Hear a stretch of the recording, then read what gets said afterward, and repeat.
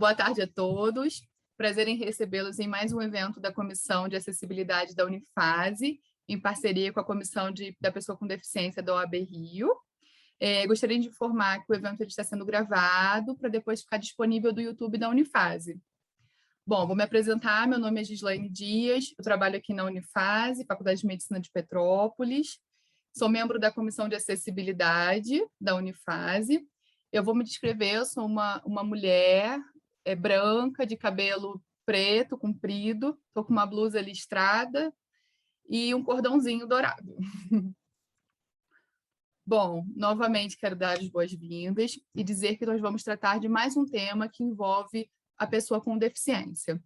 Mais uma palestra do projeto Inclusão de Todos é responsabilidade de cada um, com o tema de hoje em comemoração ao Dia Nacional do Atleta Paralímpico, que foi no dia 22 de setembro. Para iniciar o nosso encontro, eu convido a professora Ana Helena Tibiriçá, também membro da Comissão de Acessibilidade da Unifase, para convidar a nossa primeira palestrante. Olá a todos, tudo bem? Que bom vê-los todo mundo aqui, um quórum sempre muito bom. Vou chamar, então, a nossa primeira palestrante, professora Clévia Ciês, da Unifase, doutora em ensino em biociências, saúde pela Fiocruz, mestre em diversidade e inclusão pela UF, psicóloga e educadora física, coordenadora da pós-graduação em psicologia de esportes da Unifase, coordenadora de esportes para a PCD na Secretaria Municipal de Esportes e membro do Conselho Municipal de PCD de Petrópolis. Bem-vinda, professora, agradeço a sua participação. Oi, gente, boa tarde a todos. Vou fazer uma audiodescrição, tá? Eu sou uma mulher branca, cabelo tá louro na altura dos ombros, estou de blusa preta, numa cadeira preta e estou usando óculos. Bem, eu gostaria muito de agradecer o convite, porque quando a gente fala de esportes, né, eu já me animo, então o convite, assim, para mim, abrilhantou meu dia, eu agradeço demais o convite, é um prazer estar com vocês aqui hoje. As Olimpíadas, né? Quando a gente fala de Olimpíadas especificamente, esse evento só perde em número de pessoas, telespectadores e pessoas participando para a Copa do Mundo. E aí, o mesmo a gente não pode dizer das Paralimpíadas, que, infelizmente, ainda não tem a visibilidade que merece, da mesma maneira que também não tem o apoio financeiro e o suporte midiático tão presente nas Olimpíadas e na Copa do Mundo. Só que vale destacar que as pessoas com deficiência sempre existiram. Na antiguidade, essas pessoas eram exterminadas, uma vez que elas não seguiam aqueles padrões sociais. Principalmente quando a gente está falando da Grécia, o berço das Olimpíadas, a gente está vendo que Esparta e a... Alô? Está dando para me ouvir? Desculpa. Sim, professora. É que eu ouvi um ruído, desculpa. É que Esparta e Atenas tinham um padrão de beleza muito próprio. Então, as pessoas que nasciam com deficiência, principalmente uma deficiência que era visível, elas não poderiam fazer parte dessa sociedade. E isso vem mudando com o passar do tempo, sim. Quando a gente chega na Idade Média, que a gente está falando da Igreja, a Igreja tenta dar uma modificada nessa visão da sociedade para a pessoa com deficiência, colocando, então, que essas pessoas com deficiência nasceram assim devido a algum pecado que esses pais, esses responsáveis por essas crianças deveriam ter cometido. E ainda assim, por mais que houvesse um extermínio velado, as crianças agora, então, eram marginalizadas e muitas vezes as pessoas com deficiência, né, que se tornavam adultos, eram largadas em manicômios, em prisões, eram deixadas mesmo à margem da sociedade. Mas, com o passar do tempo, quando a gente chega na Segunda Guerra Mundial, a gente tem uma mudança da visão social.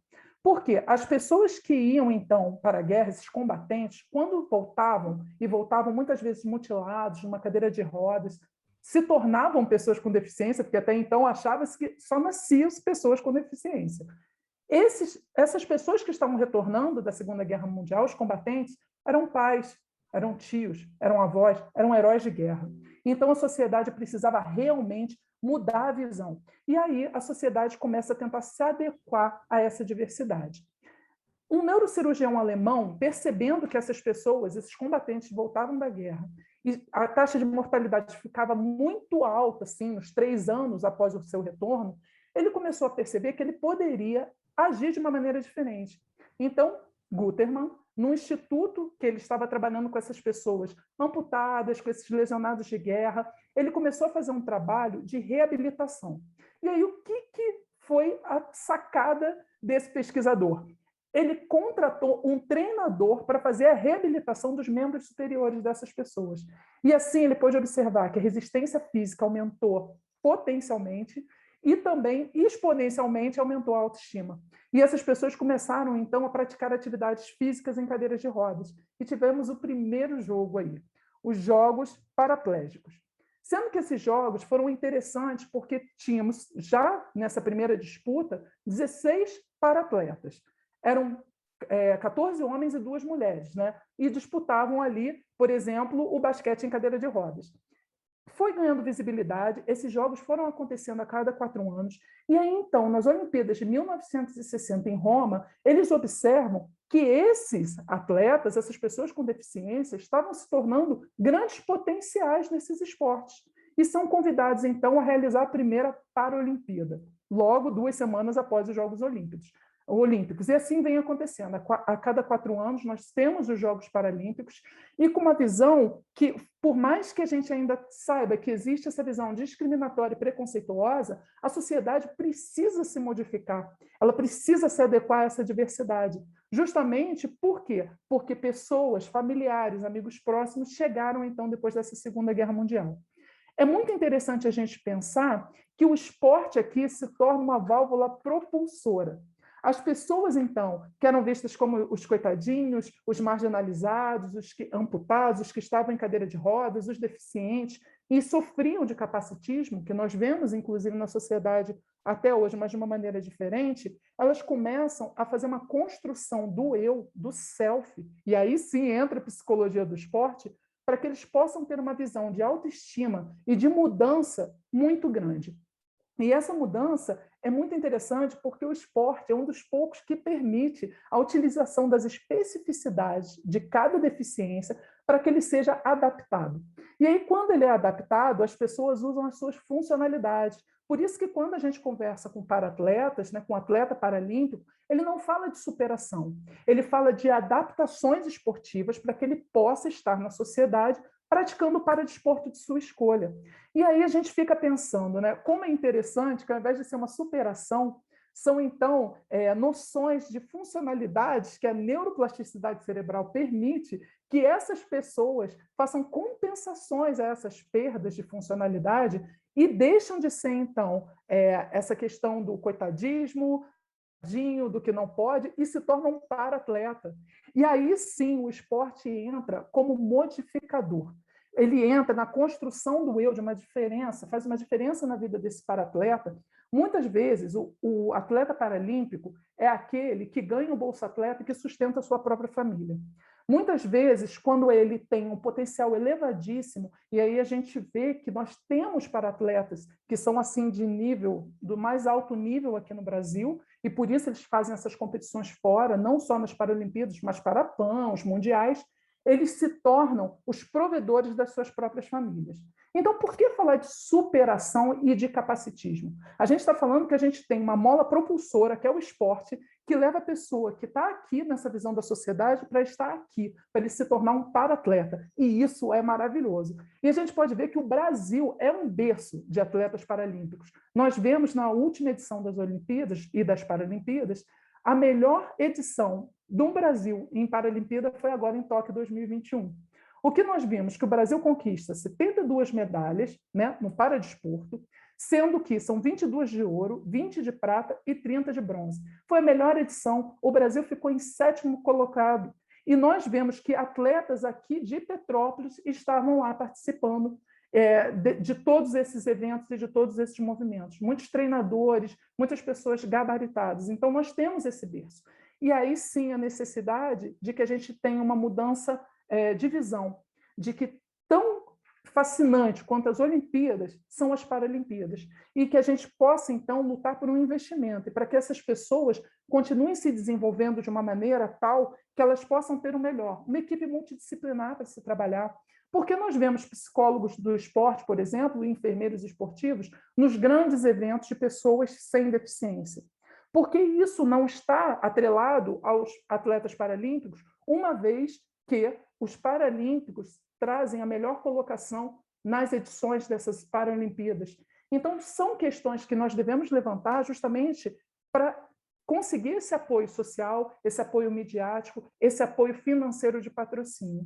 E aí, uma coisa que é muito interessante, né, que como as pessoas sabem que eu trabalho especificamente com surdos, por estar dentro da comunidade surda, muitas pessoas me perguntam, mas, Keca, por que que o surdo não participa da Paralimpíada? É uma curiosidade aí de alguns dos meus alunos. E a gente fica pensando, antes mesmo dos Jogos Paralímpicos, já existiam jogos silenciosos, que eram jogos que eram elaborados justamente para as pessoas surdas. Porém, as pessoas surdas, nós temos que pensar que a surdez é uma deficiência meramente sensorial.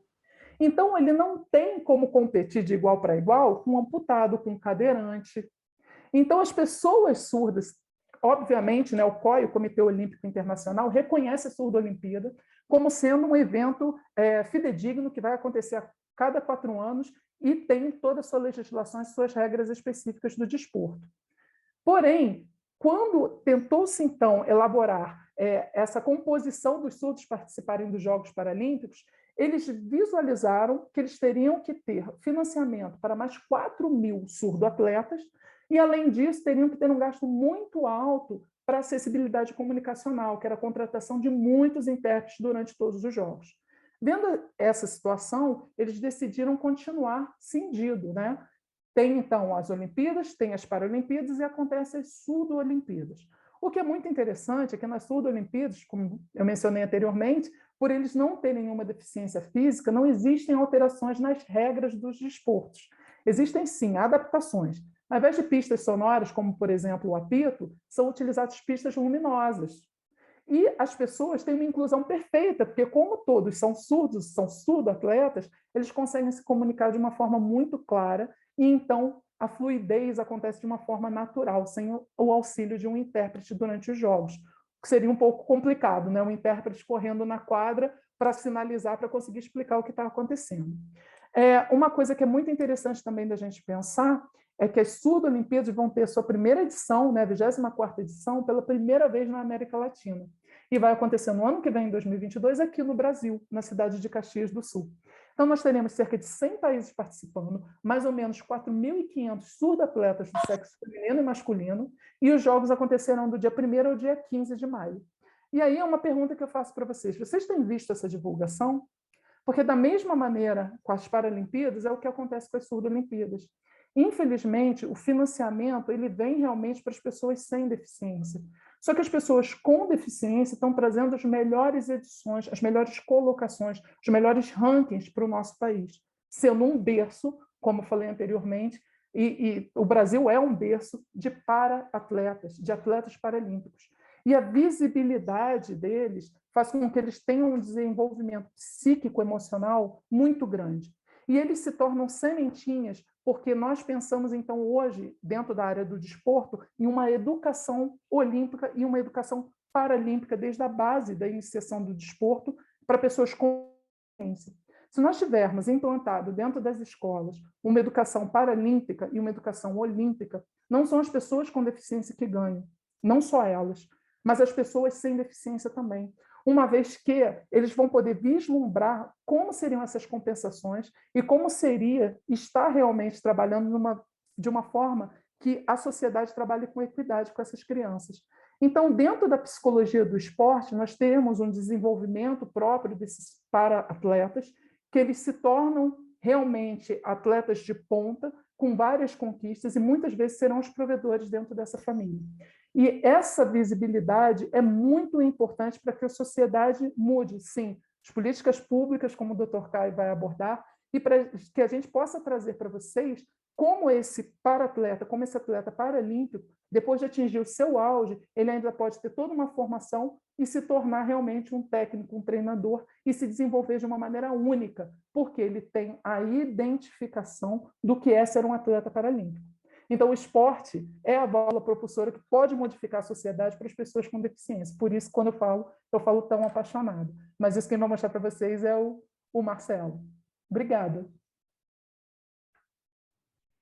Muito bom, professora Clévia.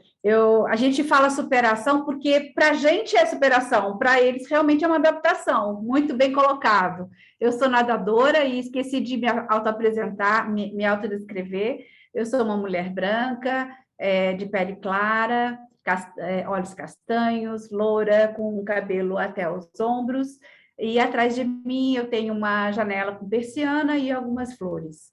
Eu vou passar, então, agora a palavra ao convidado da professora Clévia, que veio e que é uma pessoa muito importante por aqui na cidade, que é o Marcelo Correia, né, com pós-graduação em Educação Especial, Deficiência Visual, e é o oitavo do mundo, foi o oitavo do mundo arremesso de peso técnico de bocha paralímpica, e atual técnico, não é isso, professor Marcelo?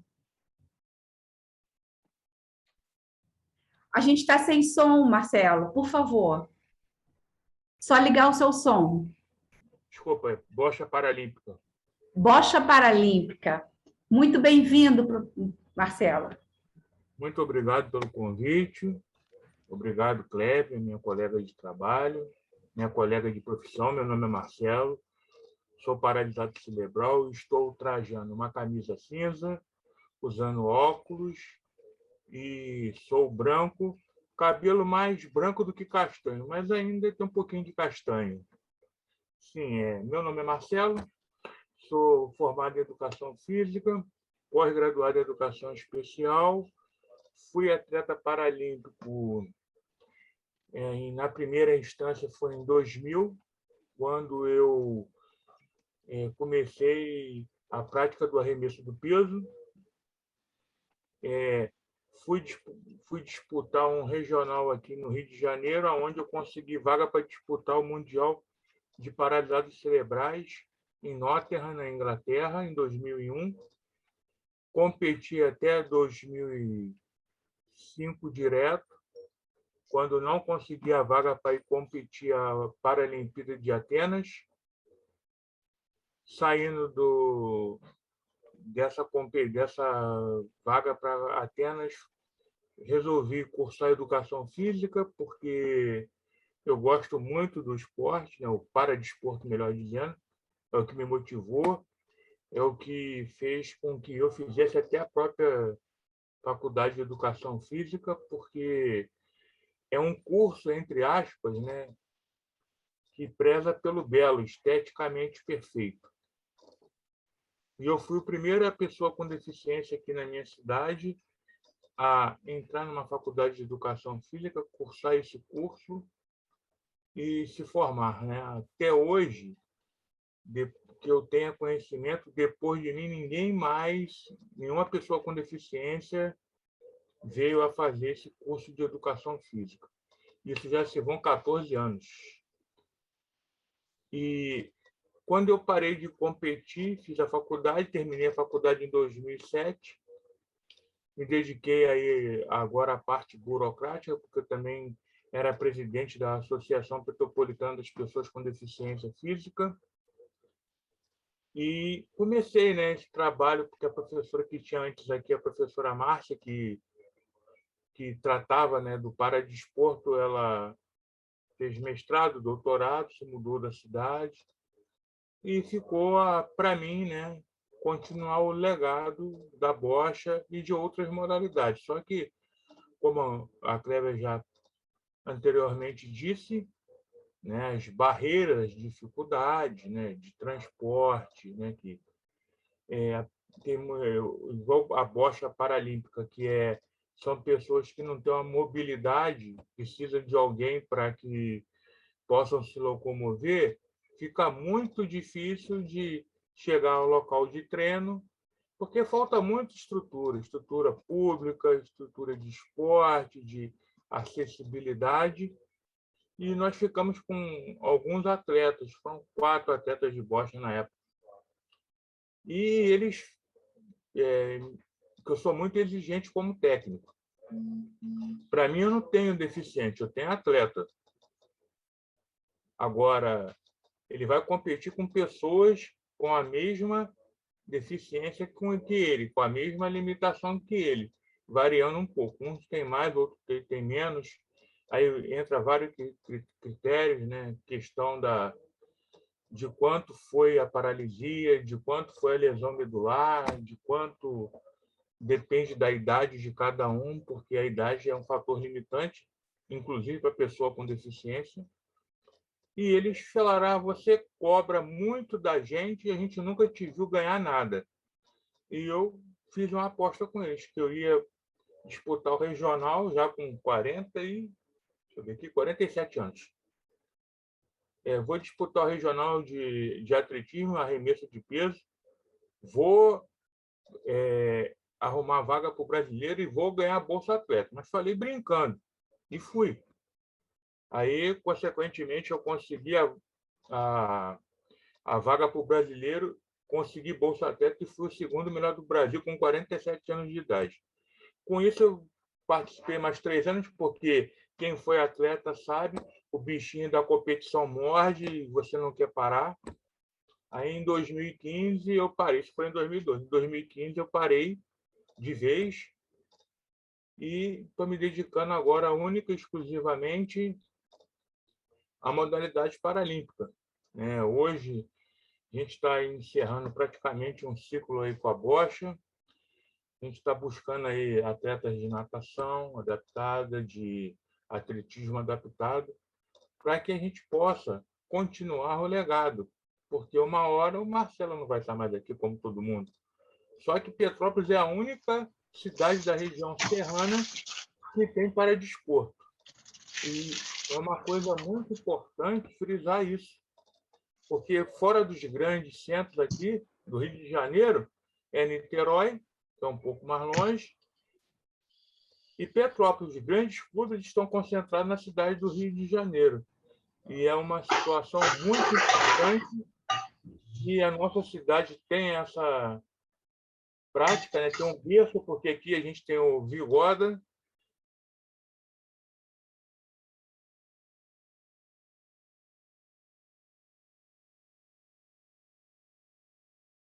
Marcelo, o microfone fechou. Desculpa, agora voltou. Aqui na cidade, nós somos a única cidade da região serrana que tem paradesporto, que tem atletas competindo. Nós temos assim atletas aqui que já foram medalhistas de ouro em Paralimpíada, como o Roberto Saúl Vigoda, que foi campeão de ciclismo. Tem o Marcelinho, que foi tricampeão brasileiro de bocha, foi 11º do mundo em Portugal. Tem eu, que fui pentacampeão brasileiro, não sei quantas vezes campeões regionais na arremesso de peso, 8º do mundo. E a gente precisa continuar, né, descobrir novos talentos. Mas, para isso, né, aproveitando a oportunidade de estar aqui perante tantas pessoas importantes e ligadas à educação, né, a gente precisa de mais envolvimento, de mais conhecimento científico, até para que esses atletas tenham mais capacidades de desenvolver o seu potencial. E isso é muito importante, porque a pessoa com deficiência, como a Clévia bem disse, ela é vista ainda como assim, uma pessoa sem perspectiva de vida, sem ser um ser humano produtivo para a sociedade. E eu posso dizer, né, de experiência própria, o filho com deficiência da minha família foi o que foi disputar um campeonato mundial, foi o que foi pentacampeão brasileiro, foi com que o esporte levou ele a fazer cursar uma universidade, depois uma pós-graduação. E como é que a sociedade começa a enxergar aquela pessoa que era vista como um coitadinho? Pô, o cara está me representando fora do país. Eu tenho um atleta pentacampeão brasileiro na minha cidade. E faz com que as pessoas entendam que é normal ser diferente. E com isso eu gostaria aqui de agradecer a vocês a oportunidade e estamos aqui abertos qualquer pergunta, dúvida, para esclarecimento. Obrigado. Nós que agradecemos, Marcelo. Puxa vida, parabéns por essa trajetória tão linda. Esse evento é justamente para homenagear, incentivar o atleta paralímpico. Eu gostaria de saber o que mais que a gente poderia fazer, na sua opinião, como que a gente pode ajudar, né, para que essas pessoas apareçam, para que essas pessoas se motivem e façam parte desse seleto grupo. Fazendo parcerias, né? A parceria ela é uma coisa importante para todos, porque ninguém faz nada sozinho. Por isso que nós vivemos em sociedade. Mas quando se fala de paradesporto, de pessoas com deficiência e de para-atletas, o que acontece é o quê? As pessoas têm aquela visão ainda antiga de que a pessoa com deficiência, a única possibilidade que ela tem na vida é de ir para médico, de ir para fisioterapia. Ela não vislumbra que uma pessoa com deficiência ela tem direito ao lazer, à prática de uma atividade física. Igual eu vejo colegas nossos, né, da educação física que têm medo de trabalhar com pessoa com deficiência, porque acha que a pessoa com deficiência ela vai quebrar ou ela vai passar mal.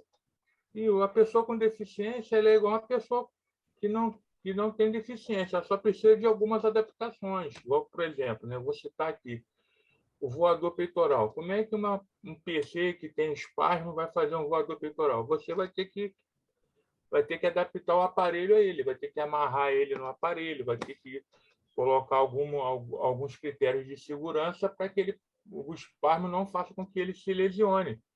Fora isso, é um ser humano comum.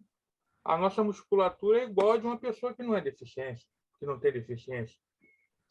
A nossa resposta hormonal é a mesma coisa. Só que, como a pessoa com deficiência ela não é trabalhada, ela não consegue desenvolver seu potencial, nem só físico, como intelectual também, porque a maioria das pessoas com deficiência não tem acesso nem dirá ao ensino fundamental e principalmente ao ensino superior, porque ela é vista ainda como uma pessoa incapaz por muitas pessoas, por alguma parcela da sociedade. E isso é que precisa mudar. Isso só vai mudar quando você começar a conviver com pessoa com deficiência. E você vai começar a entender que aquela pessoa, dentro da limitação dela, tem alguma coisa a oferecer, que vai te melhorar enquanto pessoa, enquanto profissional. Então, a parceria ela é fundamental. E o conhecimento científico é o que prima isso tudo. Porque ele vai fazer com que as pessoas entendam que aquela pessoa cheia de limitação ela pode ser um excelente cientista, porque a deficiência dela é motora, não é cognitiva. Porque a gente tem uma visão também, a sociedade, que toda pessoa com deficiência é uma pessoa com deficiência intelectual. E nem todas são. Quem olha um PC de cara acha que ele é realmente uma pessoa com deficiência intelectual. Porque ele dá espasmo, ele faz careta, e as pessoas têm essa visão de que, coitado, ele tem deficiência mental. Não tem nada a ver. Ele é simplesmente uma pessoa que tem um problema de coordenação motora. E é simples assim. Então, o conhecimento científico, buscando parceria com a prefeitura, com o Estado, com as ONGs que trabalham com pessoa com deficiência, vai fazer com que realmente o paradesporto cresça e, o melhor, que integre essas pessoas na sociedade como um ser humano produtivo. Perfeito. Obrigada, Marcelo. Obrigada mesmo. Um dos intuitos desses nossos encontros é justamente trazer esse conhecimento, porque a desinformação é muito grande. Muito obrigada. Agora a gente tem toda essa parte legal, né? Que a nossa parceria com a Comissão dos Direitos da Pessoa com Deficiência da OAB do Rio de Janeiro é muito importante. E para isso eu chamo o Dr. Caio Souza.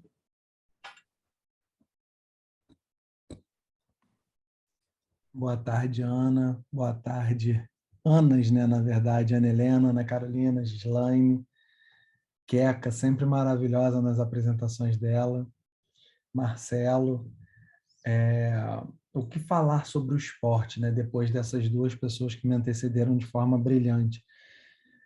O esporte hoje, ele é usado, ele é praticado por uma série de motivos, vamos dizer assim.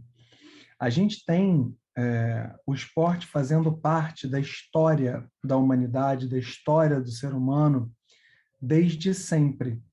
Então, algo importante no esporte é que cada modalidade tem a sua natureza, tem a sua peculiaridade, cada um tem a sua regra própria, como o Marcelo bem disse, e como o Claudemir vai poder trazer um pouquinho da experiência dele daqui a pouco. Então, com essa crescente, né, com essa divulgação, globalização, com essa ampliação da prática esportiva que a gente tem hoje, um ponto muito importante qual a importância do esporte na vida de uma pessoa com deficiência. Na sua reabilitação é um ponto importante, no seu desenvolvimento é um ponto importante.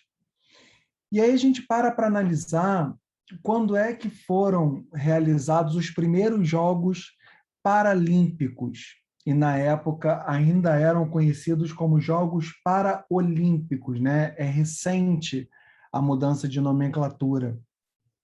E quando a gente para analisar isso, os Jogos começam lá atrás.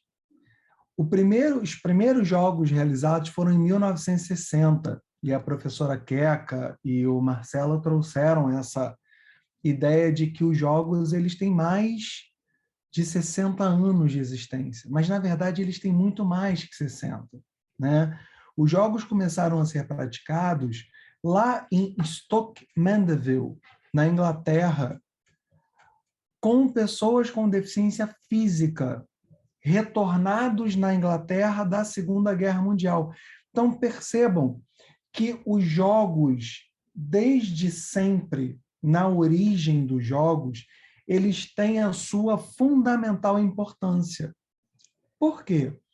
Quando a gente faz uma análise de quem retorna de um conflito, como foi a Primeira, como foi a Segunda Guerra Mundial, a gente tem um problema muito sério que naquela sociedade de 1945, 1950, 1920, como que essas pessoas retornarão para as suas casas?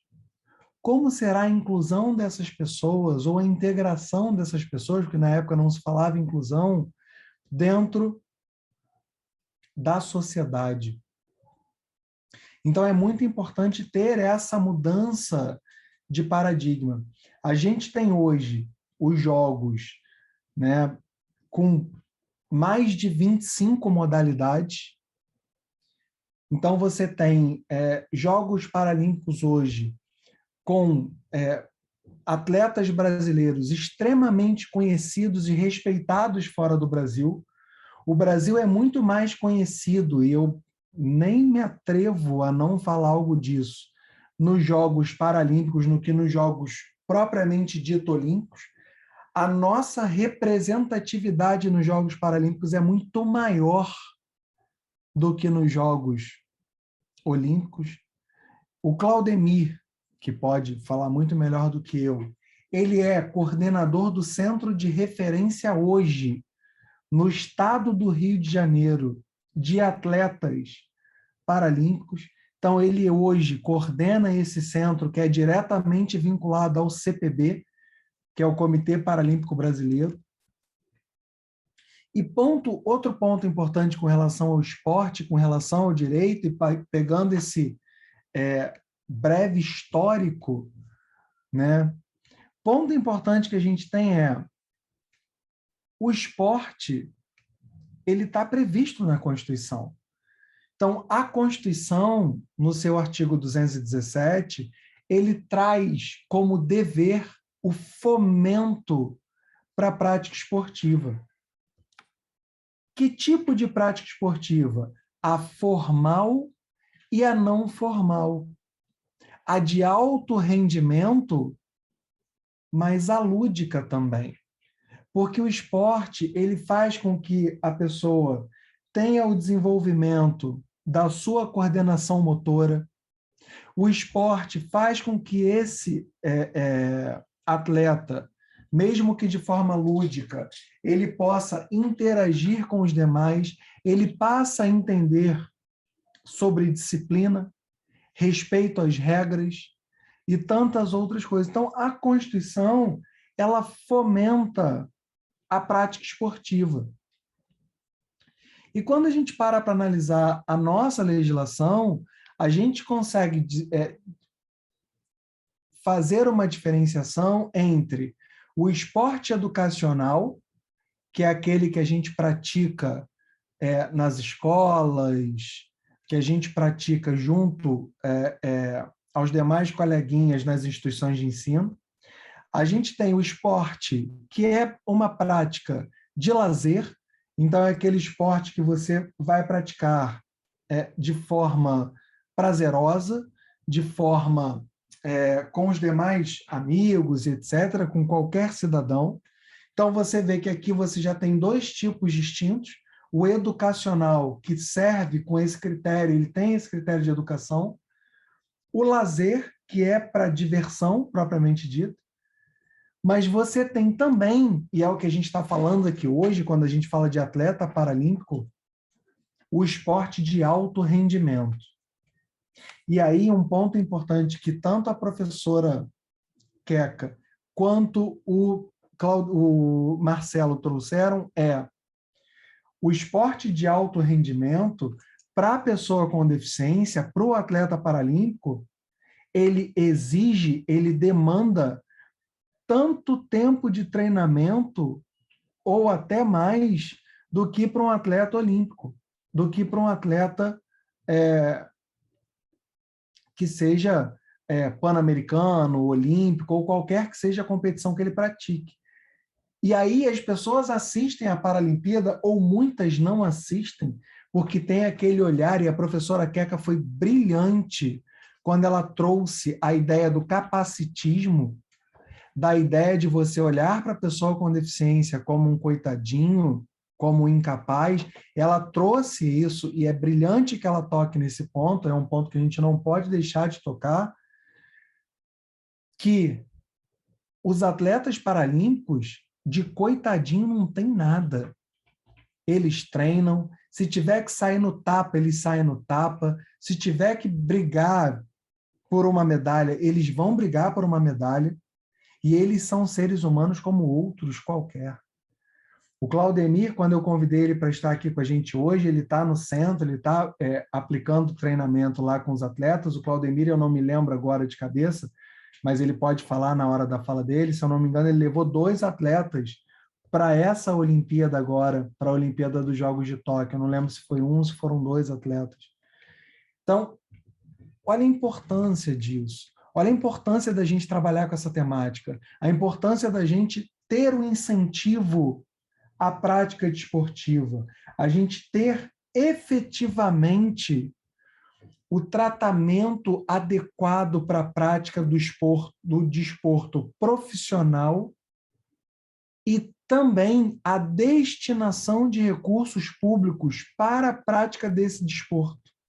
Então, quando a gente para analisar o Bolsa Atleta, para muitos atletas, o Bolsa Atleta é a única fonte de renda. E eles vão sobreviver com aquele valor para o resto da vida. Só que o Bolsa Atleta, quando a gente para analisar, não é um valor muito elevado. O valor não chega, muitas das vezes, ao teto do INSS, que hoje está em R$6.000. Então, percebam, como a gente ainda precisa fomentar, e aí fugindo um pouco do desporto paralímpico e trazendo para o desporto como um todo, a gente precisa fomentar o desporto para várias questões, a começar pela questão educacional e do cumprimento das regras, da disciplina do cidadão, da disciplina do ser humano, porque o ser humano, ele aprende e eu posso contar para vocês a minha história enquanto atleta. Eu jogava futebol na época do colégio, e aí fui convidado um belo dia para fazer um treinamento, né, um período de treinamento num clube. E ali eu tive a certeza absoluta que eu não seria jogador de futebol. Porque você tem, primeiro, que acordar cedo. Segundo, que ter disciplina de treino. Terceiro, ter disciplina de alimentação.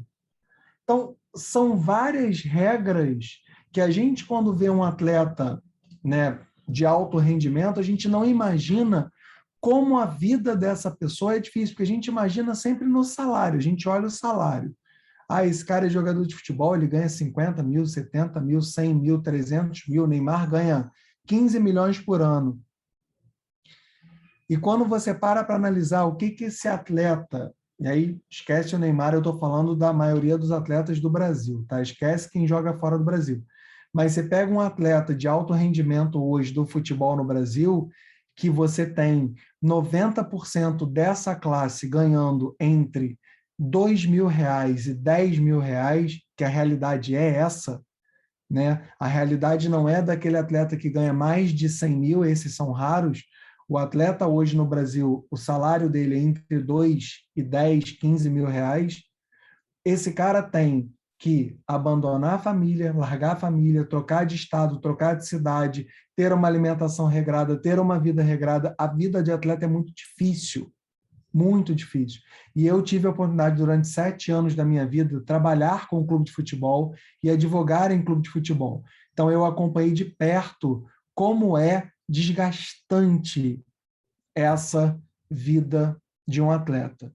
Queria também agora falar um pouquinho aqui da Unifase, né? Hoje eu estou aqui no campus e fiquei lembrando do trabalho da Comissão de Acessibilidade da Unifase quando estava sendo feita a quadra, quando a gente foi pensar na reserva do local dentro do auditório, porque lá na LDB, né, no Estatuto, a gente tem o direito, né, ao esporte. O Caio falou muito da Constituição, que é a base de tudo, né? Então, mas no Estatuto da Pessoa com Deficiência também fala especificamente, né, da garantia de acesso, quando você não necessariamente é um atleta, mas você vai assistir um jogo, você quer estar naquele ambiente esportivo, né?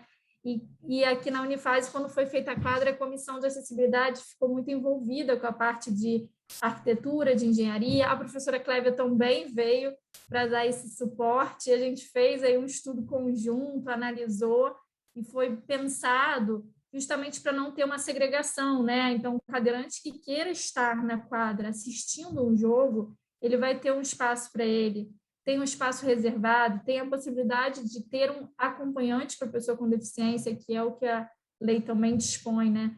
Então, no auditório, que apesar de não ser um local de esporte, né, mas é um local para que possa ser exercido ali o direito cultural, enfim, ele assiste uma peça, assiste uma palestra, também tem os assentos reservados e, estrategicamente, a gente colocou eles em locais diferentes, um lá na frente, o outro lá atrás. E por que isso?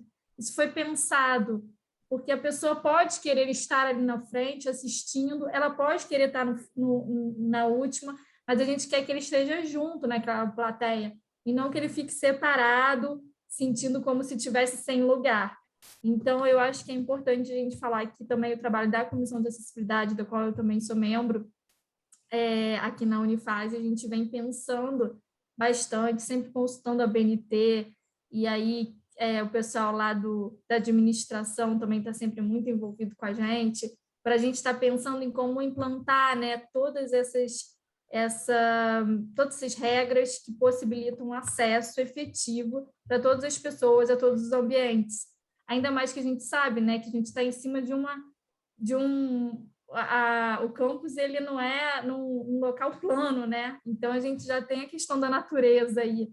E ainda assim a gente vai quebrando essas barreiras e vai sempre procurando caminhar para cada vez mais estar garantindo esse acesso a todos. Então, parabéns a vocês todos pelas palestras, foram ótimas, aprendi muito. Obrigada.